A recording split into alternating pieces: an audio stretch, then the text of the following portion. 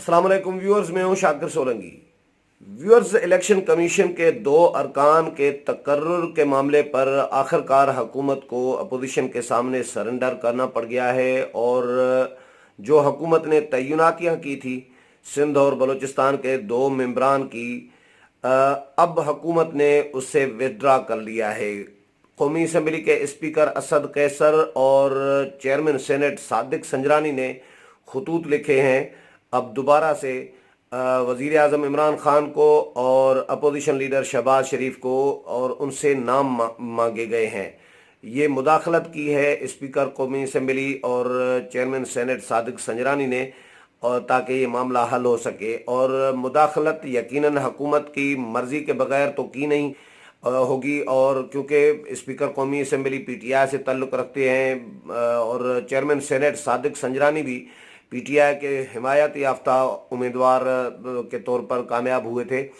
तो दोनों ने पार्लियामेंट के ज़ाहिर है ये कस्टोडियन भी हैं, दोनों ने मुदाखलत की है, क्योंकि हुकूमत ने जो तकर्री की थी दो मेंबरान की, बलूचिस्तान और सिंध के मेंबरान की, वो तकर्री गैर आइनी तरीका उसको करार दिया गया था। चीफ इलेक्शन कमिश्नर की जानिब से भी, अपोजिशन की जानिब से भी। अपोजिशन उसको मान नहीं रही थी और चीफ इलेक्शन कमिश्नर ने भी इवन इनकार कर दिया था दोनों मेंबरान से हल्फ लेने से, जो सदर ममलिकत की जानिब से वजारत कानून की सिफारिश पर, समरी पर सदर ममलिकत की जानिब से तैनाती की गई, नोटिफिकेशन जारी किया गया। उसके बाद वजारत कानून ने फिर चीफ इलेक्शन कमिश्नर को लिखा कि ये दो मेंबरान जो हैं इनकी तैनाती कर दी गई है और इनसे हल्फ लिया जाए।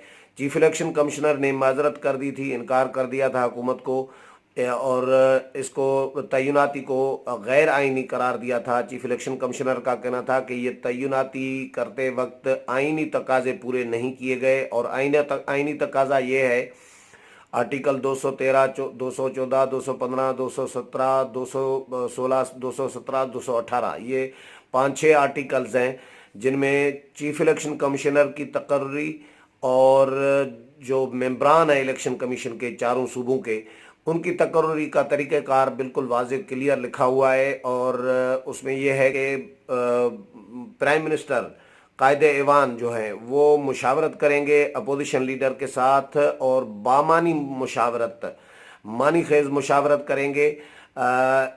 उसके बाद ये तय्युनाती होगी। लेकिन हुआ ये था कि वज़ीर आज़म ने ख़त लिखा था, 3 खतूत लिखे थे। एक ख़त वज़ीर आज़म की जानिब से वजारत ख़ारजा की तरफ से लिखवाया गया था। वजारत ख़ारजा के एक अफसर ने ख़त लिखा था अपोजिशन लीडर शहबाज शरीफ को कि प्राइम मिनिस्टर के बिहाफ पे ये ख़त आपको लिखा जा रहा है और आप अपने नाम तजवीज़ करें, नाम भेजें इलेक्शन कमीशन के दो मेंबरान की तकर्री के लिए। जिस पर शहबाज शरीफ ने फिर एतराज़ किया था और इस ख़त को गैर आइनी करार दिया था कि वजारत ख़ारजा का एक अफसर ब्यूरोक्रेट कैसे ख़त लिख सकता है।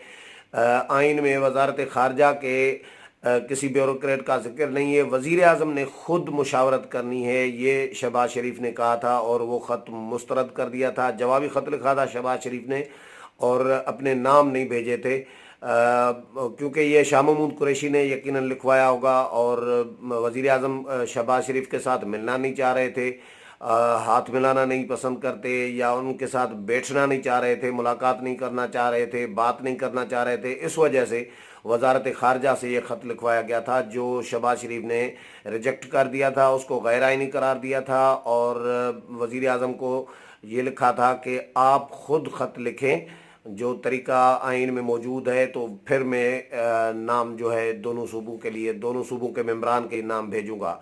लेकिन उसके बाद फिर कुछ अरसे के बाद वज़ीर आज़म ने दूसरा ख़त अपने सेक्रेटरी आज़म खान से लिखवाया शहबाज शरीफ को, अपोजिशन लीडर को, और उस ख़त में फिर वो नाम जो पहले ख़त में भेजे गए थे वज़ीर आज़म की जानिब से 3-3 नाम, वो नाम विड्रा किए गए। 6 नाम जो भेजे गए थे वज़ीर आज़म इमरान खान की तरफ से पहले ख़त में, यानी वजारत ख़ारजा वाले ख़त में, वो 6 नाम फिर विड्रा कर दिए गए और फिर नए नाम भेज दिए गए शहबाज शरीफ को।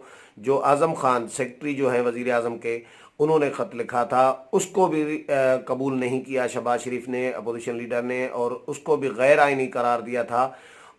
اس کا لاجک یہ دیا اس کے لیے کہ دلیل یہ دی کہ وزیر اعظم خود خط لکھیں اپنے نام سے اور اپوزیشن لیڈر کو مخاطب کریں تو پھر یہ آئینی طریقہ کار ہے۔ سیکٹری جو ہے وزیر اعظم کا، وزیر اعظم کے بہاف پر خط لکھے، یہ آئینی تقاضا نہیں ہے، یہ غیر آئینی طریقہ ہے۔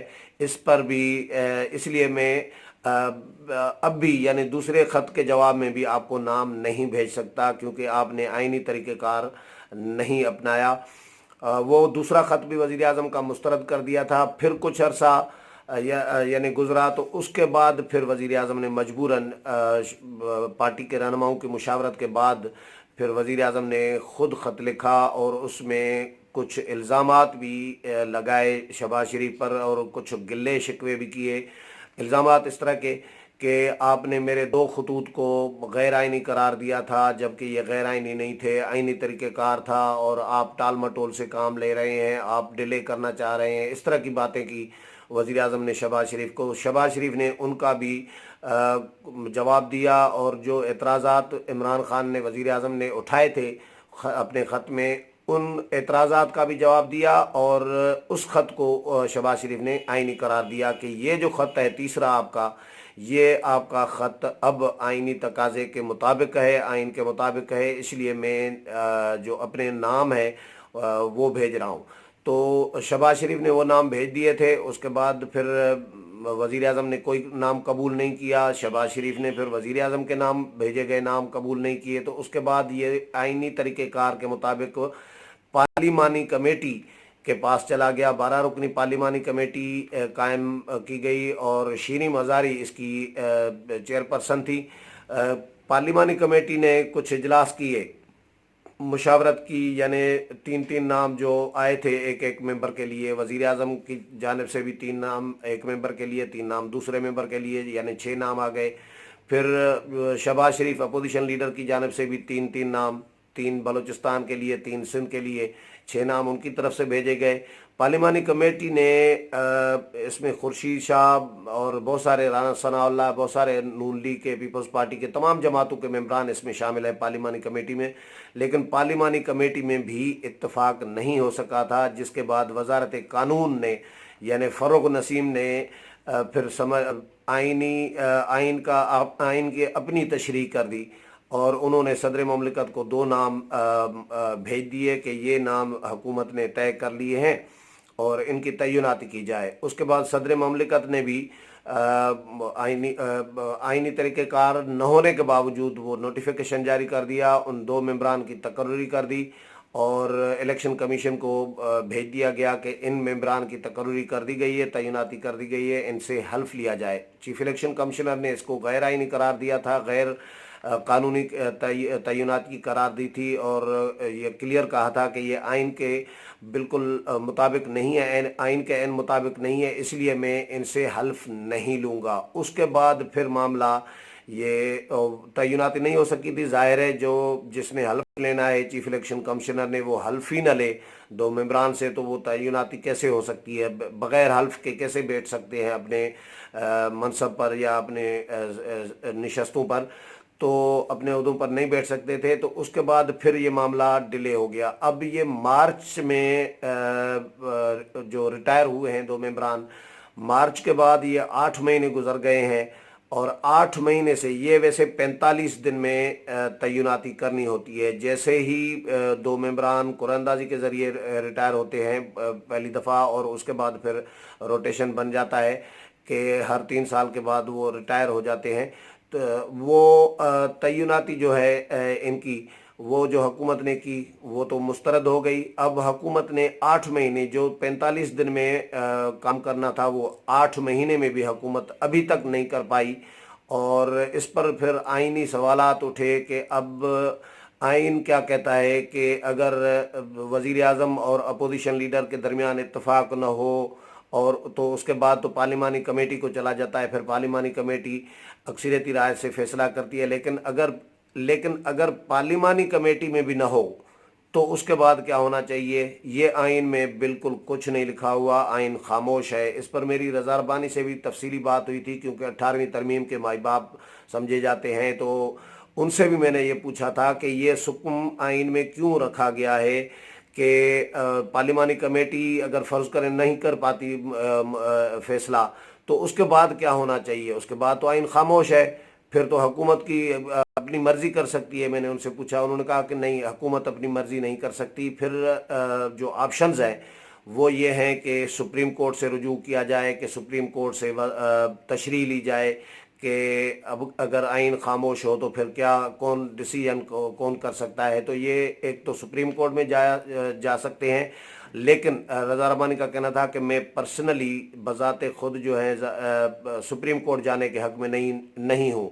खुर्शीद शाह भी इसके कायल रहे थे, उन्होंने भी बयानबाजी की थी कि सुप्रीम कोर्ट में नहीं जाना चाहिए, अपनी पगड़ी दूसरे के हाथ में नहीं देनी चाहिए। यानी ये पार्लियामेंट का मामला है तो कानून साजी करना पार्लियामेंट का काम है, और पार्लियामेंट ने अगर कोई सुकुम छोड़ा है तो पार्लियामेंट में ही मसला हल होना चाहिए। तो फिर रज़ा रब्बानी का ये कहना था कि ये तरीका हो सकता है कि स्पीकर कौमी असम्बली और चेयरमैन सेनेट, ये क्योंकि पार्लियामेंट तो ज़ाहिर है दो ऐवानों पर मुश्तमिल है, तो वो दोनों मिल बैठें और तमाम पार्लिमानी रहनुमाओं को, अपोजिशन और हुकूमत के पार्लिमानी रहनुमाओं को बिठाएं, मिल बैठकर कोई रास्ता निकाल सकते हैं। ये रास्ता भी है, ये रज़ा रब्बानी का कहना था। ऐसा तो नहीं किया, ये भी नहीं किया हुकूमत ने कि पार्लिमानी रहनुमाओं को बुलाएं तमाम जमातों को, लेकिन ये किया है कि वज़ीर आज़म और अपोजिशन लीडर को चेयरमैन सेनेट और स्पीकर कौमी असम्बली ने दोनों ने खतूत लिखे हैं, जिसमें उनसे नाम मांगे गए हैं कि 3-3 नाम भेजें ताकि कोई डिसीजन की तरफ जा सकें। और जैसे ही वो नाम आएंगे, वज़ीर आज़म क्या करते हैं या अपोजिशन लीडर क्या करते हैं, हो सकता है अपोजिशन लीडर इस पर एतराज़ भी कर सकते हैं। जो इम्कानात मुझे नज़र आ रहे हैं कम अज़ कम, कि जब आइन में ये तरीका लिखा हुआ ही नहीं है कि स्पीकर नाम मांगेंगे या चेयरमैन सेनेट नाम मांगेंगे, तो वो किस तरह ख़त लिख सकते हैं। तो ये भी सवालात उठ सकते हैं। लेकिन बहरहाल खतूत लिखे हैं इन्होंने, और पार्लियामेंट के कस्टोडियन हैं दोनों, और जैसे ही नाम पहुंचेंगे तो वो दोबारा नाम फिर पार्लिमानी कमेटी को कहा जा रहा है कि पार्लिमानी कमेटी ही डिसाइड करेगी। हालांकि पार्लिमानी कमेटी के पास पहले भी नाम पड़े हुए हैं जो डिस्कस भी हुए, इजलास भी हुए, लेकिन पार्लिमानी कमेटी कोई फैसला नहीं कर पाई, इत्तफाक राय पर नहीं पहुंची, जिसकी वजह से मामला ये लटक गया था। अब जो नाम मांगे गए हैं अपोजिशन लीडर और वज़ीर आज़म से, स्पीकर और चेयरमैन सेनेट की जानिब से, तो जैसे ही नाम आएंगे तो वो दोबारा भी पार्लिमानी कमेटी को ही भेजे जाएंगे। पार्लिमानी कमेटी पहले फिर डिसीजन नहीं कर पाई तो अब कैसे करेगी। ये बहुत सारे सवालात हैं। बहरहाल अगले प्रोग्राम में फिर मुलाकात होगी, तब तक इजाज़त चाहता हूँ। अल्लाह हाफिज़।